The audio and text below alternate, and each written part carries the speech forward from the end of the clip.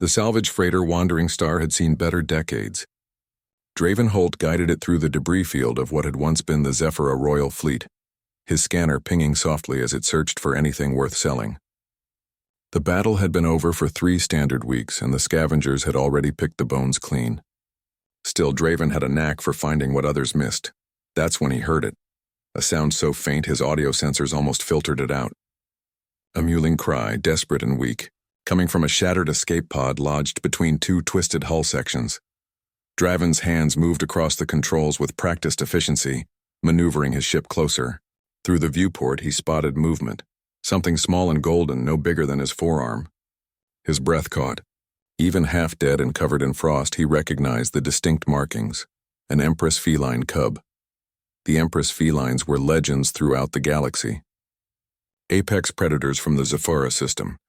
They grew to the size of small shuttles and possessed intelligence that rivaled most sentient species. Their empresses ruled entire star systems, and their warriors were unstoppable. This cub should have been surrounded by an army of protectors. Instead, it was alone, abandoned, dying. Draven didn't hesitate. He sealed his suit, crossed the void, and cut through the pod's hull. The cub, a female he noted, barely responded when he lifted her. Her breathing was shallow, her golden fur matted with ice crystals. She should have been dead already. Not on my watch, Draven muttered, tucking her against his chest as he made his way back to the Wandering Star. The galaxy had rules about Empress Felines. Interfering with their young meant death. Slow, ceremonial, and broadcast across 100 worlds as a warning. But as Draven worked through the night, pumping the cub full of nutrients and warming her slowly under heat lamps, he found he didn't care much for rules. She opened her eyes on the second day. They were violet, the color of nebulae and royalty. She studied him with an intelligence that shouldn't have existed in something so young, then made a small chirping sound. "You need a name," Draven said, running a scanner over her vitals. "How about Naira?" The cub's tail twitched. Draven took it as approval. Naira grew faster than any biological record suggested was possible. Within 3 months, she was the size of a large dog, her golden fur now marked with silver patterns that seemed to shift in the light. She followed Draven everywhere, watching as he repaired systems, learned human language through the ship's database, and developed an unsettling habit of solving complex navigation problems faster than the ship's AI.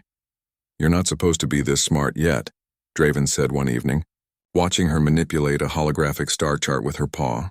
"According to every xenobiological study, Empress Felines don't reach this cognitive level until year 5. Naira turned those violet eyes on him and made a sound that was unmistakably amused. Then she rearranged the star chart to show him a faster route through the Korath expanse, one that would save them 2 weeks of travel time. Draven laughed despite himself. "All right, you win. You're a genius." But genius wasn't the word for what Naira was becoming. As she grew, Draven noticed other changes. Her claws could slice through reinforced durasteel. Her roar, even as a juvenile, generated sonic frequencies that shattered equipment. And when pirates tried to board the Wandering Star near the outer rim, Naira moved with a speed and precision that left 6 armed raiders unconscious before they could fire a single shot. Draven stared at the aftermath, his hand resting on his sidearm, unused and unnecessary. "What are you?" he whispered. Naira sat among the groaning pirates, licking her paw casually. Then she looked at him, and for the first time, Draven heard her voice in his mind. Not words exactly, but concepts, feelings.